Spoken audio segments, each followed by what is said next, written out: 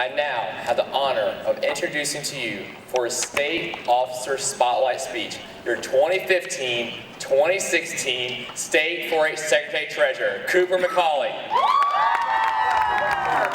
Woodford tries about a 30-footer. No good step back. Lorenzo Charles. State. Lorenzo Charles slams it in. The Cinderella team has done it. The glass slipper fits. The Wolfpack has won the national championship. Every child has a dream. You watch all these movies growing up about how a character wishes for something, and magically by the end of the movie, they have everything they want. As you grow up though, you realize that real life isn't like that, and it's full of trial and error. I found the best way to capture the dream is to stay focused and determined on what you want, while also surrounding yourself with amazing people. A great example of this is the 1983 NC State men's basketball team. Those who know the story know how truly great it is, and how a group of college students came together to capture a dream and a national title. Now, the players didn't always know they were destined for greatness, and like you at your age, we're just trying to figure out what their talents in life were. Not everyone in life is born great, but at some point, we'll have the opportunity to be great. Here in 4-H, we give youth the opportunity to find what they're great at and allow them to take it as far as they want. Now, on your journey of accomplishing your goal, you might want to set some smaller goals. Say, for instance, you want to get into this college, and it's really hard to get into. Maybe your smaller goal could be earning a certain score on your SAT. Now, a better example that us in 4-H can relate to, now that you've seen what happens at this Congress, how many of you would like to stand up on this stage and represent North Carolina as a State 4-H officer one day? That's a lot of hands. Yeah, I know you all would do an outstanding job, but maybe your smaller goal could be going to your team retreat and running as a district officer. It's the necessary steps one has to take to put themselves in the position of attaining their goal. Now, the road cannot always be the easiest, and it can get a little bumpy. Now, the 1983 team went through exactly this when their star player went out mid-season with an injury. Many said that was it for the team, and they wouldn't even make the tournament. They said the team should just give up and go ahead and work for next year. However, the team took the criticism, but came together and found a new way to play, and that's one of the reasons they'd go on to win the title. Now, some of us did presentations on Saturday, but let's say you messed up. You could have one of two responses. One, I give up, this isn't what I want to do, I'm just not going to come back next year. Or two, you could say, wow, that didn't go according to plan, but I can learn from this experience and come back next year stronger. The road isn't always the straightest, but it's the twists and turns that define you as a person, and they do nothing but help you grow and make you stronger. Now, you also have to be yourself and passionate about what you want to do. Now, those of you who know me know that my family's history runs deep in 4-H. I must admit, when I was young, the only reason I wanted to be a state officer was because I thought that's what my family did. I knew my family would always accept my decision, but I still felt the pressure to live up to the standard that those went before left behind. But as I got older, I realized that I shouldn't do this to please someone else. I needed to do this because this is what I'm passionate about, and I truly thought I could make 4-H better like it made me better. I know me telling you to be yourself and passionate about what you do is kind of a cliche thing to say, and I thought the same about a month ago when I listened to this speech. But then the person hit me with this Dr. Seuss quote, "Today you are you, and that is truer than true. And there is no one alive who is youer than you." Now on your journey, you also have to have amazing role models. I truly believe the 1983 team would not have achieved what it did without Jim Valvano. Jim had the ability to take the kid from here to here in a matter of seconds. He put so much trust and faith in his players, and they would return it with victory on the court. I never want you to think you're alone in life, because all of you 4-Hers today came with either a 4-H agent or a 4-H volunteer.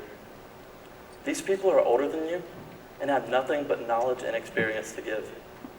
I have never met a 4-H agent who's not willing to go above and beyond for their 4-H'er, so never hesitate to ask them for help. Now, I personally have had so many role models in my life, and they have shaped me into the man I am today.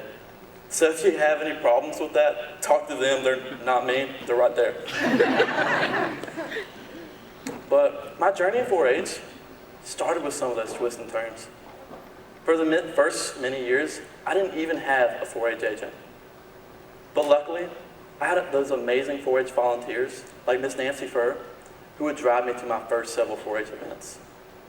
The first agents I really even came into contact with were Miss Chrissy Haynes and April Dillon, who were my district officer advisors. I can still come to them today if I need any help or if I just want to talk. But luckily, my county now has an amazing agent who just so happened to be my 8th grade math teacher. So yeah, I had a great vibe going into that. But Miss Tracy was amazing helping me with my campaign last year. She even made me my favorite meal, mac and cheese, before I'd give my skit. Man, it's getting a little hard. But now, there's also 2 young ladies in the audience tonight who have dealt with me the last 4 years of high school. These are the ones that kept me motivated with my grades and also served as a stress reliever with all the crazy conversations we'd have. I think of Miss Phipps as a second mom, Miss Earhart as the older sister I never had. I certainly hope they don't think they're rid of me just because I graduated high school. They're going to be great at reading college papers. No. My family, again, has always been supportive of me, but there are way too many people to list. I would first like to thank all of my cousins whose 4-H career I've got to be a part of or watch. Thank you, Caitlin, Brian, Brandon, and Daniel, for keeping me motivated this year as a state officer. Y'all are the reason I'm able to stand up on this stage. Now, another reason I'm allowed to stand up on this stage and talk to y'all today is from the work all my grandparents would do when it came to presentations. Now, when summer rolled around, that means presentation season was on point. And my hours would be spent in my mama's kitchen going over and over my presentation. I would coin the term Mama Boot Camp, and there were a lot of tears shed. Luckily, I would have my best friend Pawpaw, who would save me from Mama after she tried to make me redo my presentation for the 51st time before lunch. I would also like to thank my 2 favorite aunts, Aunt Shay and Aunt Joan, who were always a phone call away when I needed a sounding board, words of encouragement, or a swift kick in the right direction. No one has had a bigger impact in my life, however, than my parents and my little sister Anna, and I would like to ask them to step up on stage with me. A little faster than that.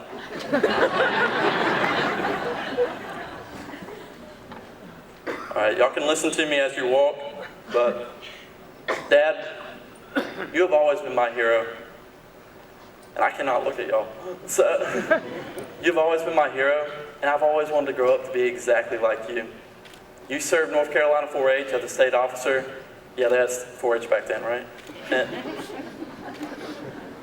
You served North Carolina as a state officer, like I do today, and you also went to the greatest university in the world, NC State, and I'll start there as a freshman in the fall. Now, just because I didn't respect my mom's choice in schools, Chapel Hill, doesn't mean she played a lesser of a role in my life. My mom has taught me so many life lessons, and also stayed up late into the night with all my projects.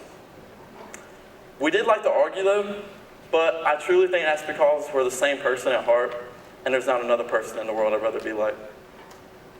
Now, when parents were getting a little strict for me, I always had my little sister Anna to turn to. 9 years ago, our family became complete when we brought you home from Guatemala. You were truly God sent for me and the rest of the family. Some say we have a little too much in common, and I'll let you decide if you want to take that as a compliment or insult. But you have turned into such a beautiful young lady, and I only hope and I see that the future is bright for you.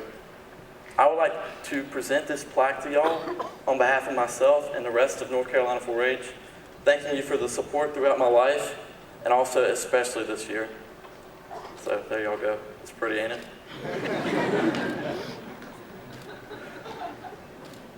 All right, y'all can go. This is my time. All